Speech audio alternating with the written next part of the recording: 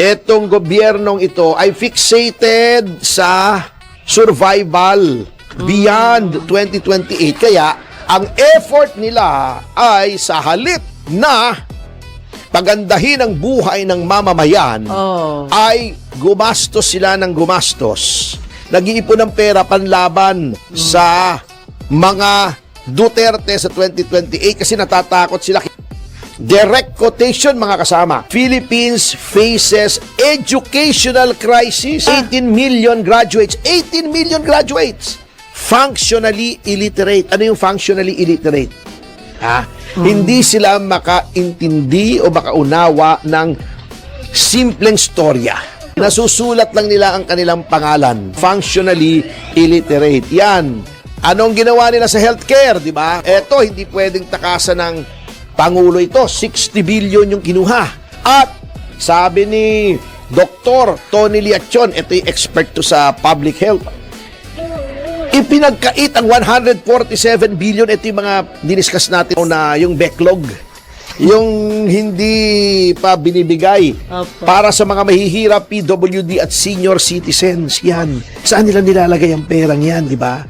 Ang sabi ng COA, eto daw taon na ito, ang SSS, di ba may skandalo na nga dyan sa SSS? Di ba yung sabi natin, lugi ng more than 1 billion kasi ininvest ng Pangulo ng SSS. Yung pera ng SSS sa mga questionableng mga investment. Eto pa, nagbayad pala ng 24.8 million na pensyon ang SSS. Walang masama roon. Pero yung pinagbayaran, patay na. Ghost pensioner na naman. Ghost pensioner. Yan. Ghost employee. Ghost pensioner naman ito. Kung anong ginagawa sa BICAM, alam mo, napansin mo. Kung nanood ka ng BICAM, di ba sabi nila, transparency! Televise natin yung BICAM. Ano nangyari kahapon? Televise kayo yung BICAM. Nag-recess. Bigla nawala yung mga congressmen at saka yung mga senador. Ano nangyari?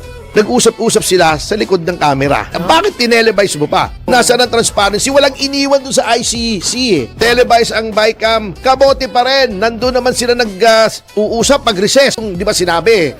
Bakit daw secret yan? Eto, ite-televise na namin. May secret pa rin nag-a-adjourn, nagre-recess sila Pagkatapos dun sila uusap. ICI. Oo. May live streaming pa silang guidelines. Ilan nang ni-live stream nila? Isa. Dumating si Martin, executive session, walang live stream. Sandro Marcos, walang live stream. May mga congressman, walang live stream. Dumating si Arjo Atayde, walang live stream. Nag-live stream regulations ka pa. Tayo yung pinaglululuko ha? Oo. Pambihirang buhay talaga to. Sa isang report, yun daw lugar ng speaker ngayon, si Speaker Bogie D, ang pinakamalaking insertion.